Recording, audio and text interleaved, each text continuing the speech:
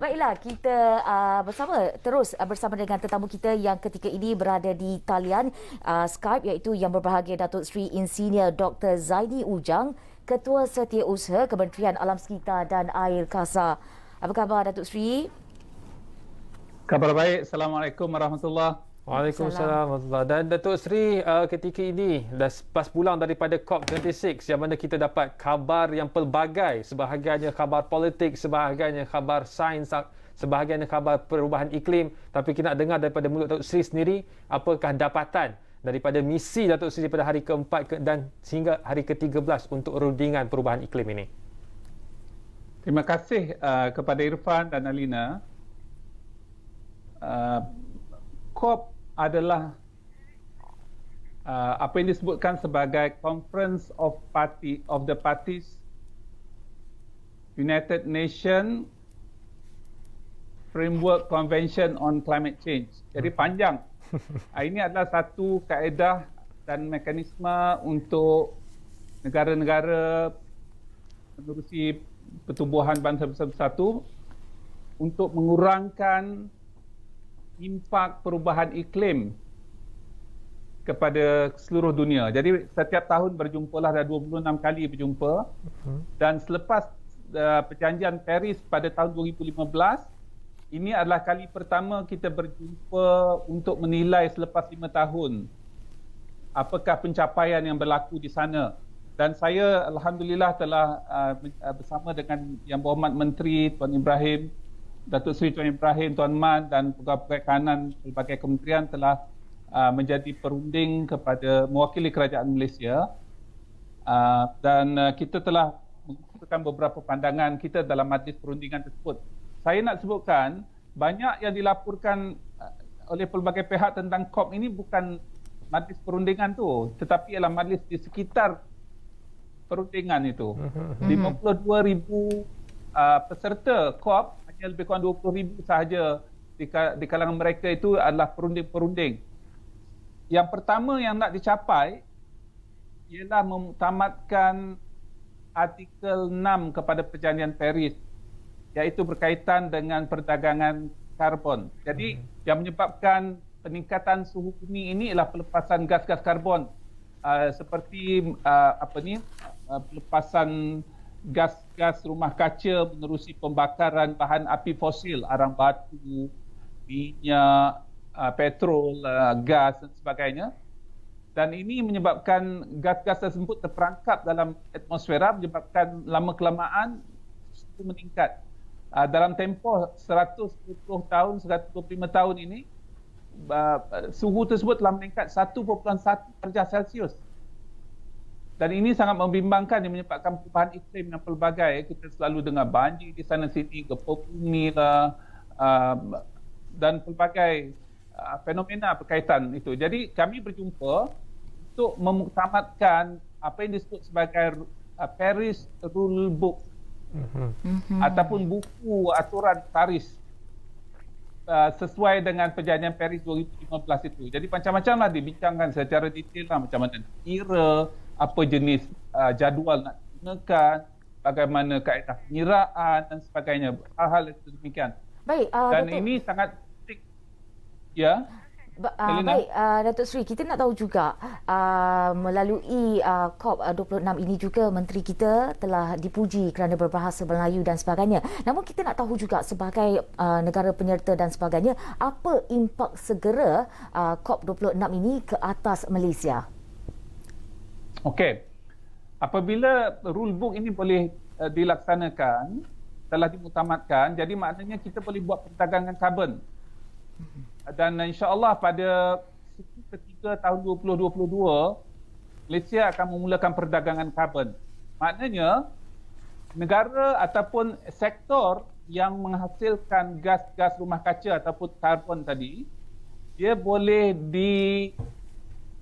di offset ataupun ditukar ganti dengan penanaman pokok. Jadi negeri seperti Malaysia yang ada banyak hutan ini sangat untunglah, sebab contohnya syarikat seperti Petronas, TNB dan syarikat-syarikat lain ini dia menghasilkan banyak karbon, sebab nak tak nak itulah perniagaan dia. Jadi selain daripada mencari teknologi untuk mengurangkan lepasan gas-gas rumah kaca ataupun karbon tersebut, dia boleh offset, tukar ganti dengan bayar sejumlah wang kepada mereka yang ada hutan. Negeri-negeri yang ada hutan seperti contohnya Sabah, Sarawak, Terengganu, Kelantan, Pahang, Kedah, Perak, dan hutan ini boleh ditawarkan sebagai offsetting kepada syarikat yang ada melepaskan gas-gas rumah kaca tadilah dan dibayar. Jadi sekarang hutan kita tak dapat apa kecuali kalau ditebang balaknya. Sekarang ni kita kekalkan hutan itu, kita dapat jumlah kewangan tertentu. Ya. Ini satu sumber kewangan baharu untuk negara apabila kita dapat bayaran apabila kita mengekalkan hutan. Tetapi Datuk Seri, kita perlu ajukan kerana ada ironi di situ, kerana beberapa bulan yang lalu kita dapat beberapa berita berkenaan dengan beberapa tanah-tanah simpan, tanah-tanah rizab, hutan rizab ini dilepaskan rizabnya itu untuk tujuan pembangunan. Jadi seolah-olah idea Datuk Seri itu nampak ada pertemuan Datuk Seri. Ya, kalau kita buat perjanjian Paris ini melalui carbon market ini, kita akan kekalkan hutan, malah akan ditambah hutan. Ya, dan ini kebaikan kepada negara seperti Malaysia yang masih ada hutan. Negeri lain, saya tak nak cerita negeri mana, kadang-kadang kurang daripada 30% daripada tanah mereka tidak diperuntukkan sebagai hutan simpan. Malaysia ada 55.6% ketika ini. Hutan kita yang diperuntukkan sebagai hutan simpan ini sangat besar. Negeri seperti Brazil pun dia tidak ada peruntukan hutan simpan yang sedemikian besar dari segi peratus. Ya. Dan Datuk Seri, kita berpindah kepada isu juga lebih penting, iaitu berkenaan dengan keriuhan, berkenaan dengan sumber tenaga selain daripada fosil, arang batu dan juga minyak. Di manakah hasil ataupun sumber lain itu Datuk Seri? Ya, dalam perundingan tersebut ada usaha untuk mengharamkan ataupun menamatkan arang batu sebagai sumber tenaga. Ya, dan ini ada rasionalnya sebab arang batu yang paling banyak menghasilkan gas-gas rumah kaca. Dan ini sangat tragis sebab di tanah akhir perkataan phase out itu diganti dengan phase down. Itu pun jadi berita yang cukup hangat. Tetapi untuk makluman, di Malaysia ni kita memang phase out dalam sistem bekalan tenaga kita. Menjelang tahun 2044 tak ada lagi tenaga yang dijana mengurusi arang batu.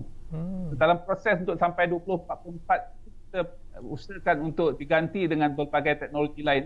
Contohnya ialah teknologi angin di luar pesisir pantai. Contohnya lagi ialah menggunakan sampah sarap yang banyak kat Malaysia untuk menghasilkan tenaga. Dan banyaklah yang lain yang hidrogen di Sarawak itu Datuk Seri termasuk juga ke? Ya. Hidrogen juga adalah satu sumber tenaga. Bukan saja di Sarawak. Saya fikir kalau tanya saya secara peribadi, masa depan dunia nanti sama ada bergantung kepada hidrogen ataupun kepada nuklear. Baik. Saya ingat Bill Gates baru telah melabur dalam teknologi nuklear yang baru. Baik, bagaimana pula dengan pihak berkepentingan lain seperti CSO dan sektor swasta yang akan turut terlibat dalam merangka strategi dalam kita mencapai negara bebas karbon 2050 nanti? Ya, istilah yang kita gunakan ialah net zero greenhouse gases ataupun sifar bersih pelepasan gas-gas rumah kaca. Jadi agak panjang ceritanya tu, tapi tak apalah, dari masa ke semasa kita akan lebih faham lagi. Untuk mencapai tahap tersebut, kita sering mengadakan perbincangan dan sekarang ni proses baru bermula untuk kita menyediakan strategi jangka panjang sehingga tahun 2050 yang akan tamat pada akhir tahun 2022 ni. Jadi kami sedang menyediakan kerangka dasarnya, sistem komputer yang nak kita jana sebab kita akan pakai sampai tahun 2050. Ya, dan kita juga telah menubuhkan insya-Allah akan diramaikan lagi bilangan warga kerjanya, iaitu Greenhouse Gases Inventory Center, pusat inventory gas-gas rumah kaca, ya, yang akan ditubuhkan. Dan insya-Allah mudah-mudahan kita dapatlah jumlah pegawai yang kita perlukan selama 40 orang. Ya, dan bila sebutan pegawai itu Datuk Seri, ini seolah-olah nampak usaha yang terlalu governmental centric, dia terlalu berfokus kepada kerajaan. Adakah tidak ada langsung kerjasama yang strategik bersama dengan CSO, NGO yang mana Datuk Seri juga tahu bahawa mereka memainkan peranan yang sangat penting dalam usaha kita untuk mencapai merealisasikan impian perubahan iklim yang lebih baik. Ya, pelaporan ini dibuat oleh kerajaan dan kerajaan perlu bekerjasama dengan semua pihak, bukan dengan syarikat saja. Contohnya tadi kalau kita nak buat carbon market ini, yang buat carbon market ialah Bursa Malaysia. Bukannya kementerian. Kementerian hanya sebagai regulator dan policy making dan reporting dalam keseluruhan ini. Jadi saya fikir harus tahu sebelum semua orang nak berpartisipasi, kita kena tahu asasnya dulu. Kita kena tahu apakah hasil daripada rundingan COP26 ini. Apakah Paris Rulebook tersebut dan yang pergi berunding dan sebagainya itu ialah pegawai kerajaan lah yang ada, dan kita memang bersedia untuk memajukan perkara lepas ditamatkan. Baik, Datuk Seri, kita tertanya-tanya juga kalau sektor tenaga solar, apa peranan tenaga solar dalam COP26 ini? Adakah kita akan memajukan tenaga solar di Malaysia dan sebagainya? Ya, tenaga baru dan yang boleh diperbaharui ataupun renewable energy akan dipertingkatkan, termasuk solar. Solar ni masalahnya ialah hanya daripada pukul 10 pagi sampai pukul 4 petang. Ya, selepas pada tu dah tak ada tenaga solar. Kita perlukan storage. Jadi 2 kali kerja lah. Kita dalam tempoh yang singkat, kita terpaksa matikan tenaga, dan kalau lebihan tu kita simpan. Jadi tenaga solar ni tak boleh jadi base load. Base load tu mestilah tenaga yang konsisten, yang kita tahu akan ada besok, insyaAllah. Kalau matahari pun tahu lagi. Kalau saya kata hujan besok dah tak ada dah tenaga solar yang kita hasratkan tu. Jadi tenaga solar ni akan menjadi peaking load dia panggil, bukannya base load. Jadi base load nak tak nak kita kena berubah daripada fossil fuel, daripada bahan api fosil ni, kepada tenaga yang lebih stable. Contoh yang biasa dibuat di negara Eropah, mereka menggunakan nuklear. Ya, dan di negara-negara seperti Malaysia kita menggunakan arang batu lah. Di Jepun pun menggunakan arang batu dan gas. Ya, dan kita kena beralih daripada arang batu dan gas. Dan insya-Allah kita dah ada roadmap ke arah itu. Banyak tenaga baru yang ada yang insya-Allah akan kita bangunkan. Dan di COP26 itu, Datuk Seri, adakah Malaysia dikritik oleh negara-negara lain berkenaan dengan isu-isu yang berterusan yang tidak berkesudahan di Malaysia? Itu perundingan biasalah. Bila kita nak berunding, orang akan cari salah kita, kan? Kita pun akan cari salah orang juga. Ya, kita akan cari salah yang ada di dalam atmosfera. Gas-gas rumah kaca ini bukan gas-gas yang semalam terhasil sahaja, tetapi yang terhasil 300 tahun dahulu masih ada di dalam atmosfera. Ya. Dan ke hadapan nanti, Datuk Seri, apa perancangannya Datuk Seri untuk kita pasca daripada COP26 ini? Ya, yang paling immediate sekali kita akan buat apa yang kita sebut sebagai adaptation plan, yang dalam tempoh terdekat. Kita juga akan buat rancangan undang untuk tahun depan perubahan iklim. Kita juga akan jayakan insya-Allah carbon market menerusi bersama dengan Kementerian Keuangan dan Bursa Malaysia. Itu yang immediate lah bagi saya. Yang lain-lain itu adalah pelaporan yang kita akan lebih fahami kemudian.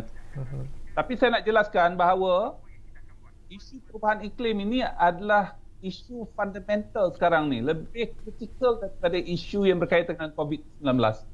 Kalau kita rasa COVID-19 ini itu mengesankan, isu perubahan iklim lagi serius daripada itu. Dan selepas ini, Datuk Seri, kalau ada senarai yang Datuk Seri sebutkan tadi, 1, 2, 3 yang drastik, tapi yang paling utama sekali apa, Datuk Seri? Senarai yang paling penting sekali bagi kita ialah greenhouse gas inventory center tadi. Sebab ini akan memberikan penilaian yang tepat. Sebab kalau kita sebut tentang perkara ini, kita greenhouse gases ni bukan kita ukur, kita kira. Ya, ini isunya. Jadi siapa yang tak gerti mengira tu ada masalah sikit lah. Baiklah, Datuk Seri, soalan terakhir kami. Melaka adalah negeri yang menggunakan teknologi hijau dan sebagainya. Bagaimana impak Melaka itu kepada negeri-negeri lain? Secara ringkasnya, Datuk Seri. Oh, saya ingatkan cerita politik kan macam. Saya rasa Melaka, isteri saya pun orang Melaka. Jadi saya mengucapkan tahniah kepada Melaka walaupun dalam kekangan yang pelbagai negeri yang kecil, Melaka menunjukkan usaha untuk mempertingkatkan komitmen mereka kepada teknologi hijau lah dan termasuklah tenaga. Saya mengalu-alukan, saya usaha yang lebih lagi ialah bagaimana masyarakat sedar tentang kepentingan untuk kita mengurangkan pelepasan gas-gas rumah kaca.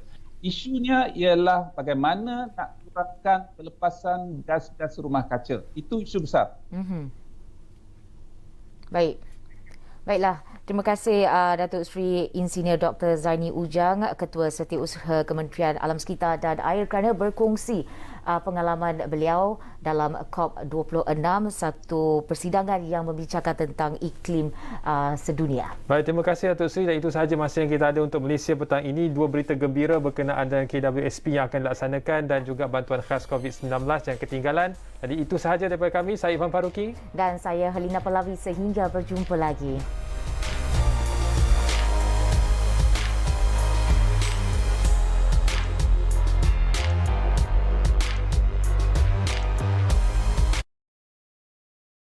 Kita semua mempunyai peranan dalam industri kandungan sebagai pencipta dan pengguna.